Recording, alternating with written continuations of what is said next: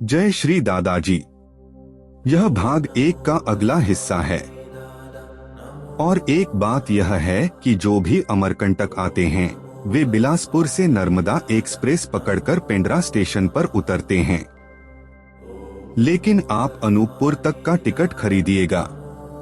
मैं स्टेशन पर रहूंगा, आपको आश्रम तक पहुंचा दूंगा। मैंने कहा, हम तो कोई किसी को नहीं जानते, कुछ ऐसा बताइए जिससे मैं आपको पहचान सकूं। गुरुदेव के आदेश से आ रहे हैं, नारायण बाबू ने काफी यकीन के साथ बताया। आपको ठीक पहचान लूंगा। फरवरी को सुबह 8 बजे के करीब हम मध्य प्रदेश के बिलासपुर जंक्शन पहुंचे। इसी बिलासपुर से अमरकंटक जाने के लिए ट्रेन बदलनी पड़ती है। अमरकंटक जाने वाले यात्री पेंड्रा स्टेशन पर ही उतरते हैं।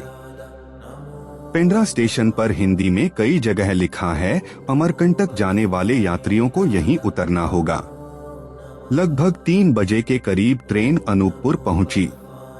कुली के सिर पर हम दोनों का सामान रखकर लंगड़ाते लंगड़ाते ओवरब्रिज पार करके जब स्टेशन के दूसरी तरफ उतर रहा था तो कोट पैंट पहने और सिर पर काली टोपी लगाए एक सज्जन सीधे आगे बढ़कर मुझसे पूछा, आप ही तो रंजीत बाबू?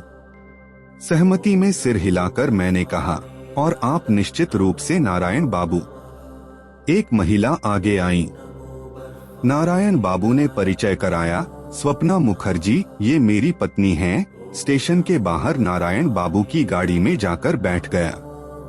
गाड़ी में जाते जाते नारायण बाबू और उनकी पत्नी के मुख से उनके गुरुदेव के अनेक महिमाओं की बातें, नाना प्रकार की अलौकिक लीलाओं की बातें सुनने लगा।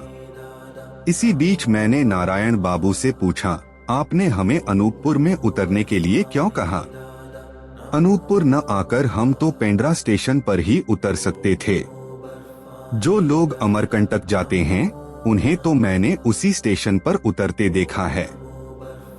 दरअसल मैं अनूपपुर में ही रहता हूँ, नारायण बाबू ने सफाई के लहजे में कहा। आपके शारीरिक रूप से अस्वस्थ होने के कारण यहाँ आने पर मैं आपको आश्रम तक पहुँचा सकूंगा। आप लोगों को आश्रम में कोई पहचानता नहीं, इसलिए आपके साथ मेरा रहना अधिक आवश्यक था। इसीलिए आपको अनूपपुर आने के लिए कहा। लगभग 4:15 बजे के करीब हम अमरकंटक पहुँचे। दुकानों के साइन बोर्ड पर अमरकंटक बाजार रोड लिखा था। हमारी गाड़ी आश्रम की ओर आगे बढ़ी। कुछ दूर जाने के बाद मैंने देखा कि दाईं ओर एक सड़क जा रही है, नगर पंचायत रोड। इस सड़क पर 5 मिनट पैदल चलने पर नर्मदा देवी का मंदिर और नर्मदा नदी का उद्गम स्थल दिखाई देगा। उस रास्ते के दोनों ओर भी असंख्य दुकानें हैं, सभी नर्मदा देवी की पूजा सामग्री और विभिन्न आकारों के जरीकेन की। यहाँ जो लोग आते हैं वे जरीकेन खरीदकर नर्मदा का जल लेकर जाते हैं। कुछ दुकानों में मैंने ढेर सारे सूखे नारियल देखे। यह नर्मदा देवी की पूजा की मुख्य सामग्री है। हमारी गाड़ी सीधे कुछ दूर जाकर फिर दाहिनी ओर एक संकरी गली में मुड़ गई। नारायण बाबू ने बताया कि इस गली के आखिरी छोर पर गुरुजी का आश्रम बर्फानी सिद्धयोग आश्रम है। मैं मन ही मन एक बड़ी उत्तेजना महसूस कर रहा था। विशाल लोहे के गेट से होकर हमारी गाड़ी आश्रम में दाखिल हुई। दोनों ओर लंबी 2 मंजिला इमारतें थीं। बीच में एक विशाल मैदान था। गाड़ी यहीं रुकी। हम सामान लेकर गाड़ी के बगल में खड़े हो गए। नारायण बाबू को देखकर एक जटाधारी आगे आए। नारायण बाबू ने भक्तिपूर्वक उस दुर्बल साधु जी को प्रणाम किया और हमें भी प्रणाम करने को कहा। प्रणाम आदि की रस्म पूरी होने के बाद उन्होंने हमारा परिचय साधु बाबा से कराया। उनका नाम महामंडलेश्वर लक्ष्मणदास बालयोगी था। वे ही आश्रम की देखभाल करते हैं। नारायण बाबू ने उन्हें हमारे आने का उद्देश्य बताया। उन्होंने हमारे आश्रम में रहने की व्यवस्था कर दी।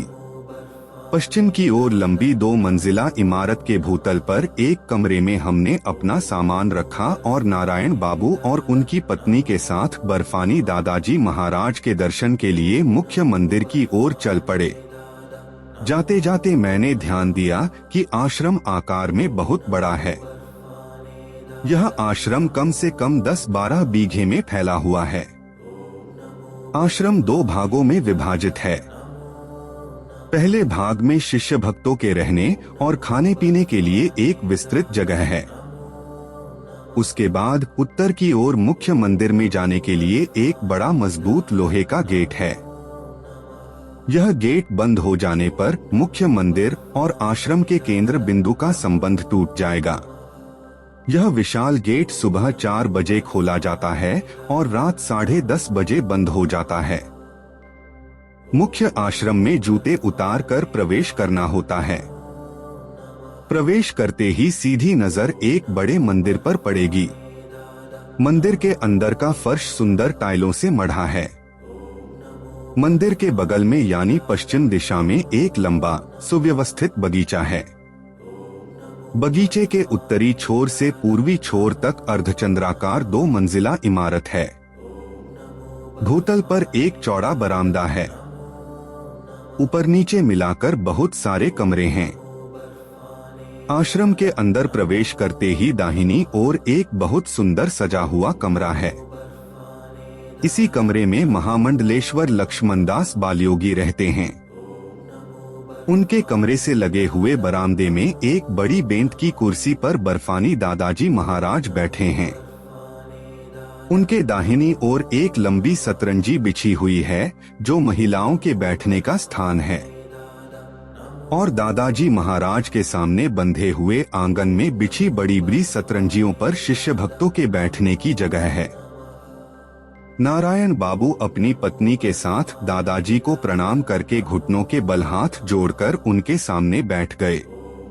दादाजी ने अपने बाईं ओर एक बेंत की कुर्सी पर रखी बड़ी थाली से प्रसाद स्वरूप काजू, किशमिश आदि उठाकर दोनों को दिए। इस कहानी के आगे के भाग जानने के लिए कृपया सब्सक्राइब करें। जय श्री दादाजी।